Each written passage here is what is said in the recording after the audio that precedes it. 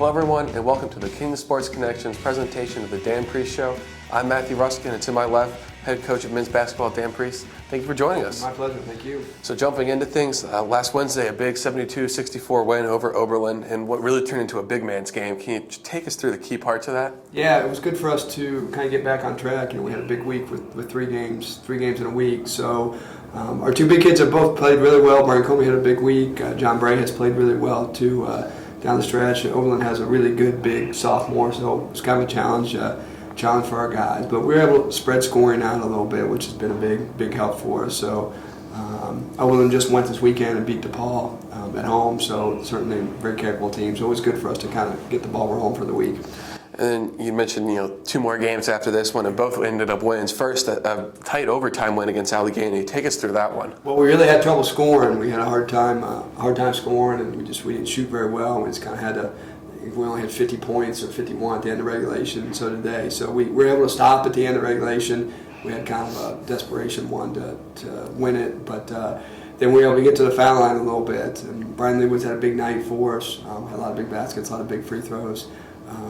So it was good for us because we really had trouble scoring. We only shot about 31%, but we were able to kind of grind it out and rebound enough shots and get to the free throw line enough. And then you turned around the next day and went to Hiram to play a game, and down at halftime against a team that has been struggling a bit in the NCAC. What did you tell your guys at halftime to turn that around and get a win?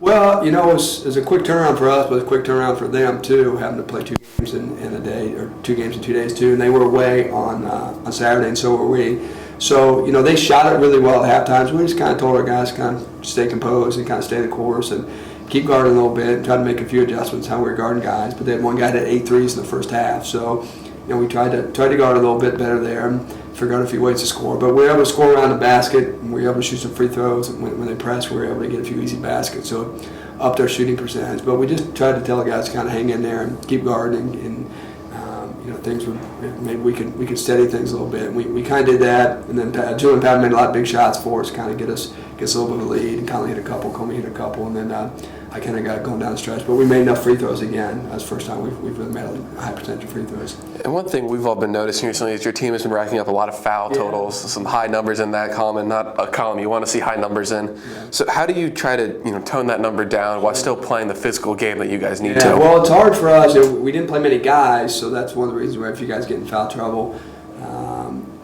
We didn't have quite as much on Saturday. On Sunday we did. Brian Leibowitz had to sit out for a good portion of the half. We had some other guys. But it's a problem for us because when we force guys to just shoot 2-point shots, we rebound them okay, and our shooting percentage, their shooting percentage ends up being kind of in our favor. But we're just working hard, trying to stay in front of the ball, trying not foul. We kind of put ourselves in silly positions sometimes, and we try and be a little over-aggressive. So it's a real factor for us. But we weathered the storm. We had a lot of guys come off the bench. Like I said, Tim Conley had a big weekend. Cameron Bell gave us some minutes coming off the bench. Tyler Kimball played a little bit off the bench and gave us some time. John Bray and Comey together kind of supported each other and made a lot of big baskets for us. So now to everyone's favorite part of the show, the off-topic topic. With the Winter Olympics just around the corner, we wanted to know if there's any sport in the Winter Olympics that you want to participate in, which would it be? I'd probably go with the bobsled. Kind of a sled riding guy, and speed going down, a little dangerous, but I'd go bobsled. That would be my call. Yeah, well, your team's definitely picked up on the sledding aspect, so it goes with the theme. Yeah, I think it does work. Now, jumping into this week, a couple tough games coming up. First one at the College of Worcester. Can you take us through kind of the keys to that game? Yeah, well, it is a big week. We said we felt really good about things after the weekend. And then you kind of look at who we have to play. So, but we did tell the guys that we have a chance to have a lot of fun here the last 3 weeks. We're 7-5 in our league going into the last 3 weeks. So, we still have a lot to play for, and we're in a position that's pretty good. Now we have some real daunting tasks ahead of us. It's two teams that are top 15, if not top 10 in the country. Worcester's got really, really good guards. Ohio Wesleyan will give us some challenges too. We haven't played Ohio Wesleyan since I think our 3rd game of the year, so it's a totally different. Both teams are totally different. Worcester we have a little bit more familiarity with. They've dropped a couple close games, so then they won this past weekend. But really, really good guard play. And we'll have big challenges this week, but it should be fun for our guys. And you mentioned not having played OWU until the third game of your season, really. Does that time really make a difference in your prepping for this team? Well, I mean, we kind of start all over. With Worcester, we kind of look what we did the last time and kind of all these games we had this week, what was right, what was wrong the first time. But they're a totally different team. I'd like to think we're vastly different too. So it kind of changes how you prepare and that you're watching more of their recent games as opposed to our game with them. So it makes things a little bit different for us.